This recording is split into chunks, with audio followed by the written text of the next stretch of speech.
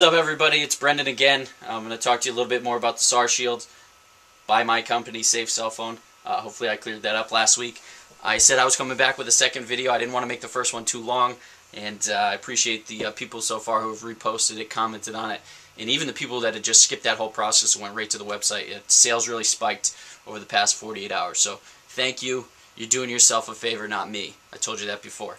Real quick before I get into this, I want to talk about two friends of mine who just started blogging. They've got great blogs. I check them out daily. A lot of good content. One just started, and it's really promising. The other one's been around for about a month now, and he's got some cool stuff. I'm going to post the links, but one's called This, That, and the Third.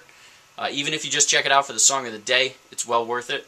And then the other one is called The Right Word. It's a motivational blog. It's very inspiring, very motivating, and something we could all use right now, given the current times. I know it's not easy out there for anybody. I don't care who you are. It's tough times. So I want to answer a couple questions that I got back on after my last video blog about the SAR Shield, and one was about the Bluetooth.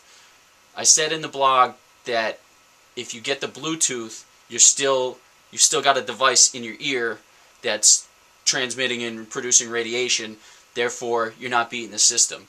Somebody asked me, what if I put a SAR Shield sticker on my Bluetooth? Well, then yeah, it's going to act just like the phone. And that was my point, is when you're on your phone, you have the device, I don't care if it's a phone or Bluetooth, it's transmitting and creating that radiation, those EMIs, those electromagnetic frequencies.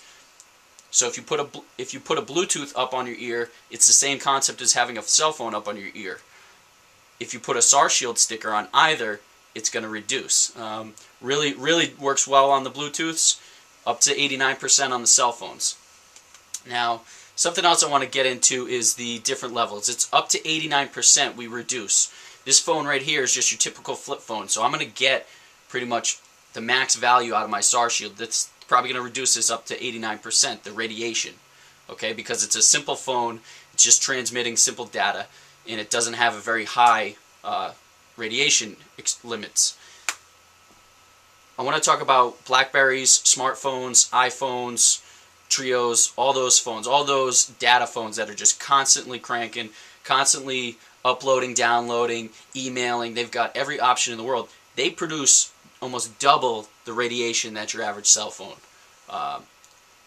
creates. So when we use a SAR Shield sticker on those, we can only reduce it at the worst case scenario, which is with the iPhone, we can reduce it up to 60%.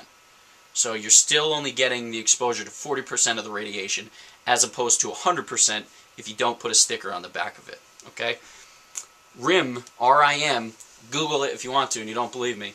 RIM just recently released a statement about their devices, and when in use, they want you to talk on your phone, BlackBerry, keep it an inch away from your head, okay? They want you to keep your phone an inch away from your head while you're talking on it. So you're going to walk around like this with a tape measure and then answer your phone like, that's pretty hard to see. So maybe you do like this, you put it up there, and then you bring the tape measure to your head. Hello? Hello? I can't hear you. Hello? It's because it's an inch away from your head. You can't hear the speaker. You also have a tape measure stuck in your ear. So it's also going to make it hard to hear. Are you going to walk around with a tape measure? No. Are you going to try and keep this thing an inch away from your head? No. Why do they want you to keep it an inch away from your head? Well, they want you to keep it an inch away from your head because when in use, they now realize that their phones and their devices, this is BlackBerry, Apple came out and said the same thing, Motorola, Palm, they all came out.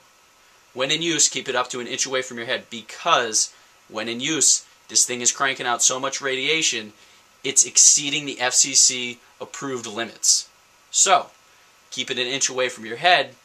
They're assuming from an inch's distance, it'll be weakened enough so that they'll be back under FCC approved guidelines. Now, if somebody sets a guideline for radiation, I don't want to go anywhere near it, let alone risk just being on the